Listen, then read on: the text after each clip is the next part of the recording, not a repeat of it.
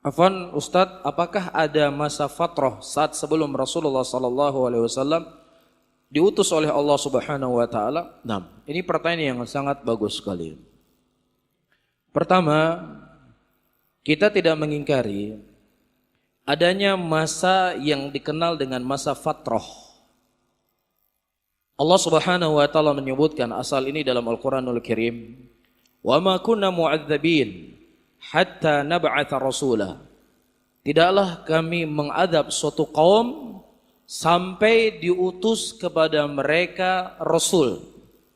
Jadi ketika tidak sampai dakwah kepada mereka, tidak sampai Islam kepada mereka, ya, dan mereka juga tidak memahami apa itu Islam, maka orang-orang seperti ini disebut sebagai zaman atau orang yang disebut alul fatrah.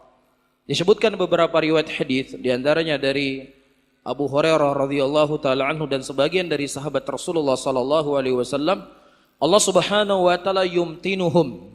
Allah Subhanahu wa taala menguji orang-orang yang mereka disebut sebagai alul fatrah. Ya, diperintahkan untuk mereka masuk ke dalam neraka. Nah, ketika mereka mematuhi perintah Allah untuk masuk dalam neraka, Allah akan memberikan kesejukan kepada mereka dan dimasukkan ke dalam surga. Iya. Namun ketika dia enggan untuk masuk ke dalam neraka, seperti yang Allah Subhanahu wa taala perintahkan, maka Allah celupkan dia ke dalam neraka. Ya. Jadi kalau seandainya sampai Islam kepada mereka, sampai perintah Allah kepada mereka, pasti akan mereka taati. Ya, buktinya apa?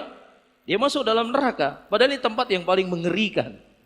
Tapi dia taat kepada Allah Subhanahu wa taala. Namun tidak bisa difahami secara mutlak orang-orang yang mereka hidup di zaman sebelum zaman kenabian itu dihukumi semuanya sebagai ahlul fatrah. Iya, dengan beberapa alasan.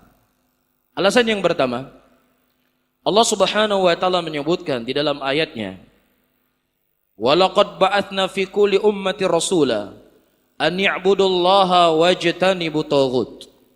Dan sungguh kami telah mengutus setiap umat seorang rasul, yang rasul tersebut diperintahkan untuk mengajak kaumnya beribadah hanya kepada Allah dan mengkufuri daripada peribadatan kepada selain Allah Subhanahu wa taala. Nah, di antara Nabi Muhammad sallallahu alaihi wasallam dengan Nabi Isa disebutkan dalam beberapa riwayat dari pendapat para ulama, ada yang mengatakan 600 tahun, ada yang mengatakan 500 tahun, ada yang mengatakan 400 tahun. Ya, nah di zaman kosongnya para nabi, antara Nabi Isa dengan Nabi kita Muhammad sallallahu alaihi wasallam, bukanlah dalil menunjukkan bolehnya seseorang berbuat kesyirikan. Bukanlah dalil yang menunjukkan di situ orang tidak mengenal sama sekali apa yang datang dari Nabi Ibrahim alaihissalam. Di antara yang menunjukkan mereka itu mengenal adanya agama Ibrahim alaihissalam, mereka berhaji. Dalam haji mereka, mereka bertalbiyah sebagaimana kita muslimin bertalbiyah ketika kita berangkat haji. Tetapi ada tambahan kalimatnya, labbaik Allahumma labbaik, labbaik la syarika laka labbaik, innal hamda wan ni'mata laka wal mulk la syarika lak. Ini talbiyah yang kita ucapkan. Ini talbiyah diajarkan oleh siapa? Oleh Nabi Ibrahim alaihissalam. Iya, dan dijadikan sebagai ajaran dalam agama Islam. Nah, orang-orang musyrikin, ya, yang ada di kota Mekah pada waktu itu, ketika mereka bertalbiyah, mereka berkata, labbaik Allahumma labbaik, labbaik la syarika la illa syarikan lak. Nah, ini tambahannya. Ya Allah, kami datang menyambut seruanmu. Iya. Tidak ada sekutu bagimu ya Allah, kecuali sekutu yang kau jadikan dia sebagai sekutu untukmu. Nah, ini tambahannya. Siapa sekutu yang Allah jadikan sebagai sekutu menurut orang-orang musyrikin? Lata, Uzza, dan Manat. Iya, jadi lewat Lata dan Uzza dan Manat inilah yang mereka sebagai sekutu bagi Allah Subhanahu wa taala kita minta melalui orang-orang ini. Ini tambahan. Ini menunjukkan mereka kenal dengan agama siapa? Dengan agamanya Ibrahim alaihissalam. Dan juga dalil yang kedua, Allah Subhanahu wa taala berkata dalam ayatnya, ya, Wa idza rakibu fil fulki da'allah mukhlishina lahuddin. Dan ketika mereka berada di tengah lautan, kemudian menghampiri mereka ombak, da'allah mukhlishina lahuddin. Disitulah mereka memurnikan ibadah mereka hanya kepada siapa? Hanya kepada Allah. Dan ketika mereka diselamatkan, maka mulailah mereka kembali berbuat apa? Kesyirikan. Mereka mengenal Allah atau tidak? Mereka mengenal Allah. Mereka tahu tidak Allah Subhanahu wa taala satu-satunya zat yang bisa menolong mereka. Tahu, mereka faham. Ini ayat Al-Qur'an. Wa idza rakibu fil fulki da'allah mukhlishina lahuddin. Ketika mereka berada di tengah lautan, disitulah mereka mensucikan ibadah mereka hanya kepada Allah Subhanahu wa taala. Baik, dalil yang ketiga disebutkan dalam Sahih Bukhari. Ketika Nabi SAW menerima wahyu pertama kali, Khadijah radhiyallahu taala anha mendatangi siapa? Pamannya yang bernama Waraqah bin Naufal. Dia seorang pendeta dari pendeta Nasrani. Berarti dia mengenal agama Nasrani. Dia mengenal Nabi Isa alaihissalam. Dia mengenal ketauhidan yang diajarkan oleh Nabi Isa. Kemudian ketika Khadijah radhiyallahu taala anha mengkhabarkan kepada Waraqah bin Naufal apa yang dialami oleh Nabi sallallahu alaihi wasallam, kemudian Waraqah bin Naufal berkata, "Hadhihi namus." Ini namus. Apa itu namus? Jibril alaihissalam. Dan kalau seandainya Nabi ini diutus oleh Allah Subhanahu wa taala, aku akan beriman kepadanya. Berarti apa?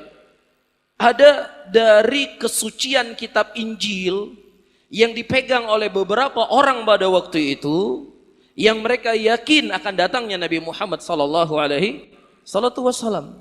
Mafhum ya? Menunjukkan apa? Mereka kenal dengan Nabi terdahulu. Dalil selanjutnya disebutkan dalam kitab Sahih, seorang pendeta Yahudi yang bernama Abdullah bin Salam. Dia berasal dari penduduk kota Madinah. Dia membaca dari kitab Taurat. Setiap pengkhabaran tentang Rasulullah sallallahu alaihi wasallam dalam kitab Taurat, dia berhenti lama di situ, meresapi, memikirkan, memahaminya. Kemudian dia berdoa kepada Allah, "Ya Allah, panjangkanlah umurku supaya aku bisa menunggu Nabi ini." Dan Allah mengabulkan doanya. Ketika Rasulullah hijrah dari kota Mekah menuju Madinah, Abdullah bin Salam ketika mendengar Rasulullah sallallahu alaihi wasallam datang ke kota Madinah, bersegera dia menemui Nabi sallallahu alaihi wasallam, dan kemudian beliau mencocoki apakah sifat Rasulullah yang ada di hadapannya sama persis seperti apa yang kita dikhabarkan dalam kitab Taurat.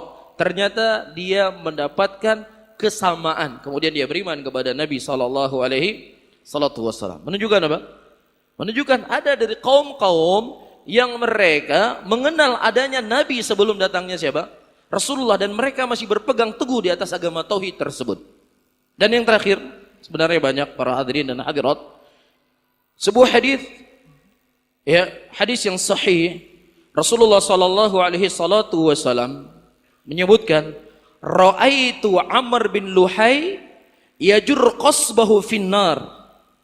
Aku melihat Amr bin Luhai terburai ususnya di dalam neraka Allah Subhanahu wa taala. Amr bin Luhai adalah seorang laki-laki yang hidup sebelum diutusnya Rasulullah sallallahu alaihi wasallam, dan dia telah meninggal sebelum diutus Rasulullah sallallahu alaihi wasallam sebagai rasul. Apa perbuatan laki-laki ini? Dia bawa berhala dari keluar kota Mekah. Dia bawa berhala dari luar kota Mekah ke kota Mekah, kemudian dia mengajak manusia menyembah kepada berhala ini. Jelas? Nabi SAW mengatakan apa? Ra'aitu Amr bin Luhai yajir qasbahu finnar.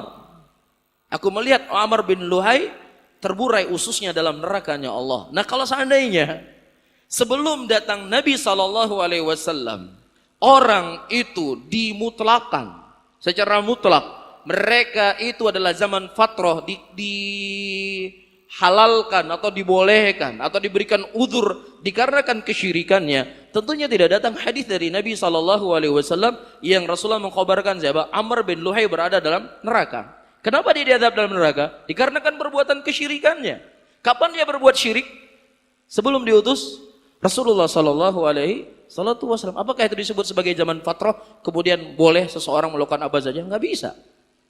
Ya, jadi antara satu dalil dengan dalil yang lainnya harus saling dikompromi. Bisa difahami ya? Jadi kita tidak berbicara opini. Ya, kita berbicara sesuatu itu dengan dalil dari Nabi kita Muhammad SAW. Ini pegangan kita. Jelas ya? Pegangan kita ada sesuatu yang jelas dan gamblang, apa yang datang dari Al-Quran dan apa yang datang dari Nabi kita Muhammad SAW.